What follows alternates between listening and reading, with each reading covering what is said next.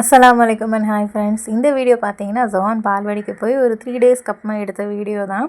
So 2 days அவன் கூடயே இருந்துட்டோமே. So இன்றைக்கி அவனை தனியாக விட்டு பார்க்கலாம் அப்படின்னு சொல்லி தான் நாங்கள் பார்த்தோம். அதே மாதிரி இன்றைக்கி பார்த்தீங்கன்னா அவன் யூனிஃபார்ம் வேறு போட்டிருந்தான். அழகாக இருந்தான் மாஷா அல்லாஹ். ஃபஸ்ட்டு ஜோஹான் யூனிஃபார்மோட நாங்கள் பார்க்குறோம். ஸோ நல்லா இருந்துச்சு அவனுக்கு. நாங்கள் பார்த்தீங்கன்னா பயந்துட்டுருந்தோம், ஜோஹான் அழுவானா அப்படின்னு சொல்லி. நாங்கள் விட்டுட்டு வரும்போது பார்த்தா அவன் சமத்தாக தான் உட்காந்துட்டு இருந்தான்.